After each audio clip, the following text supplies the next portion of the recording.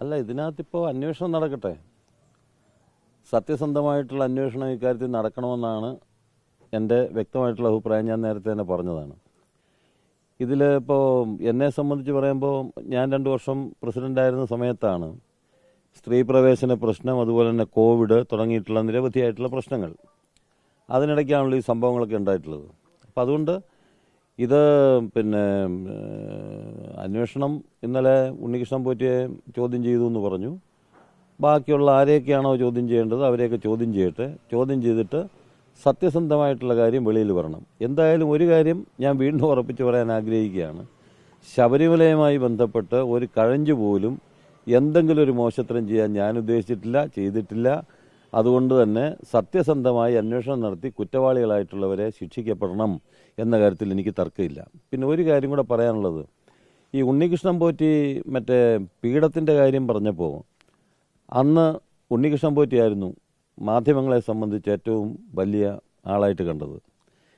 ഇപ്പോൾ കാണുന്നത് വിജയമല്യയാണ്, 98ആണ്. ഇനിയും അതെങ്ങനെ മാറി വരും മറിഞ്ഞു വരുമെന്നുള്ളതിനെപ്പറ്റി ഇപ്പോൾ പറയാനാകത്തില്ല. അപ്പം അതുകൊണ്ട് ശബരിമലയുമായി ബന്ധപ്പെട്ട് ഇതേപോലെയുള്ള കാര്യങ്ങൾ നടന്നിട്ടുണ്ടെങ്കിൽ ആ കാര്യങ്ങൾ ഉൾപ്പെടെയുള്ള മുഴുവൻ കാര്യങ്ങളും അന്വേഷിക്കണം.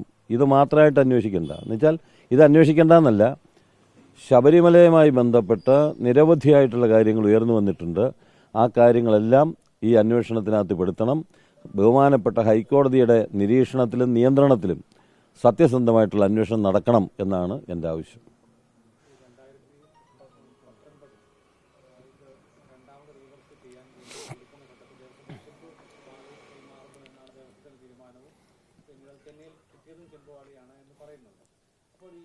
പത്രങ്ങളിലും ദൃശ്യമാധ്യമങ്ങളിലും വന്നിട്ടുള്ള ദൃശ്യങ്ങൾ പരിശോധിക്കുമ്പോൾ 2010 ഗോൾഡ് പ്ലേറ്റഡ് ആണ്.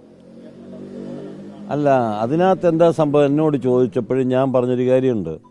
അത് പറയാനിടയായ സാഹചര്യം എന്താ? അപ്പം ആദ്യം ചോദിക്കുമ്പോൾ മാധ്യമങ്ങൾ ഉൾപ്പെടെ, അതല്ലെങ്കിൽ പ്രചരണം, 44 കിലോ സ്വർണം കൊണ്ടുപോയി, തിരിച്ചു കൊണ്ടുവന്നപ്പോൾ 38 കിലോ സ്വർണമേ ഉള്ളൂ, 6 കിലോ സ്വർണത്തിൻ്റെ കുറവ് വന്നു എന്ന് പറഞ്ഞു. അപ്പോഴാണ് ഞാൻ പറഞ്ഞത് ഇത് ചെമ്പ് പാളിയാണ്, ഇത്രയും തൂക്കം വരുന്നത് ചെമ്പ് പാളിയാണ്, അതിൽ പ്ലേറ്റ് ഇല്ലയെന്ന് ഞാൻ പറഞ്ഞിട്ടില്ല. അത് പക്ഷേ അത് മാത്രമായിട്ട് വേർതിരിച്ചിട്ടാണ് അത് പറഞ്ഞിട്ട് എന്നെ ആക്രമിച്ചത്. യഥാർത്ഥത്തിൽ ഗോൾഡ് പ്ലേറ്റഡ് ആണല്ലോ, അല്ലാതെ ഈ പറയുന്ന പോലെ കിലോ കണക്കിന് സ്വർണ്ണമൊന്നും അതിലില്ല. അതെന്താ സംഭവിച്ചതെന്നുള്ളതും ഇത് കൊടുത്തയച്ചതും അതല്ലെങ്കിൽ അവിടുത്തെ റെക്കോർഡും പ്രകാരം ചെമ്പ് പാളി എന്നാണ് എഴുതിയിട്ടുള്ളത്. കാരണം ചെമ്പ് പാളി ആയതുകൊണ്ടാണ്. അത് പ്ലേറ്റഡ് എന്ന് എഴുതിയിട്ടുണ്ടോ ഇല്ലയോ എന്ന് എനിക്കറിഞ്ഞിട്ട് അത് ഉദ്യോഗസ്ഥന്മാർ നോക്കേണ്ട കാര്യമാണ്.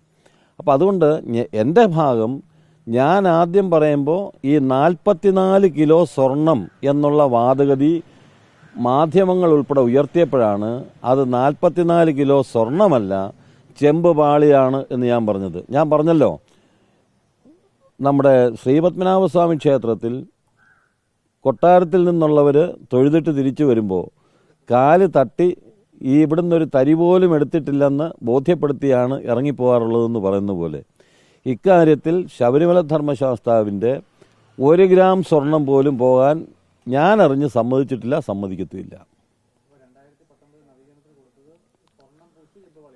ആവാം, എനിക്ക് അത് കാരണം എന്താണെന്നറിയാം. അതെന്താണെന്ന് നോക്കണം, റെക്കോർഡും കാര്യങ്ങളും നോക്കണം. അവിടുത്തെ മഹസറിനകത്ത് എന്താ പറഞ്ഞിരിക്കുന്നതെന്ന് നോക്കണം. മഹസർ ഉണ്ടാവണം. ഇക്കാര്യത്തിലൊക്കെ നിയമപരമായിട്ടുള്ള കാര്യങ്ങൾ ചെയ്യാൻ പറ്റൂ. അതിപ്പോൾ ചില ആൾക്കാർ ഇപ്പോൾ ഒറ്റപ്പെട്ട് വന്നിട്ട് പറയുകയാണ്. ഇപ്പോൾ ഓരോരുത്തരും നിങ്ങൾ മാധ്യമങ്ങൾ ഓരോരുത്തരെ കണ്ട് ചോദിക്കുന്നുണ്ടെങ്കിൽ എന്തെങ്കിലും ഒരു കാര്യം പറയും. ഇപ്പോൾ തന്നെ എന്താ നമ്മുടെ കൊടിമരത്തിൻ്റെ മേലെയുള്ള വാജി വാഹനം, അത് കഴിഞ്ഞപ്പോൾ ആരാണ്ടര ഒരു ഭാര്യയെ വിളിച്ചിട്ട് ചോദിച്ചു ഇത് എവിടെ ഇരിക്കുന്നു. അപ്പോൾ ഇങ്ങനെ ഓരോരുത്തർ പറയുന്നതിന് മറുപടി ഞങ്ങൾക്ക് പറയാനൊക്കത്തില്ലല്ലോ. അതുകൊണ്ടാണ് ഞാൻ പറഞ്ഞത് അന്വേഷണം നടക്കട്ടെ.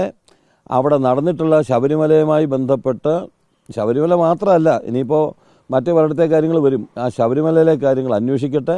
അന്വേഷിച്ച് പരിപൂർണമായി സത്യസന്ധമായി ആരാണ് കുറ്റവാളി എന്നുള്ളത് തെളിയട്ടെ. എന്തുമാത്രം നഷ്ടങ്ങൾ അവിടെ ഉണ്ടായിട്ടുണ്ടെന്ന് തെളിയട്ടെ. അത് തെളിയിക്കണമെന്ന് തന്നെയാണ് എൻ്റെ അഭിപ്രായം. ഇല്ല, ഇപ്പം ഇത്രയും മതിയല്ലോ. ഞാൻ പറഞ്ഞല്ലോ അന്വേഷണം നടക്കട്ടെ. അന്വേഷണം അല്ല അത് പറഞ്ഞല്ലോ, അന്വേഷണം നടക്കട്ടെ. അന്വേഷണം നടന്നിട്ട് തെളിയട്ടെ, അത്രയേ ഉള്ളൂ. അത് മതി.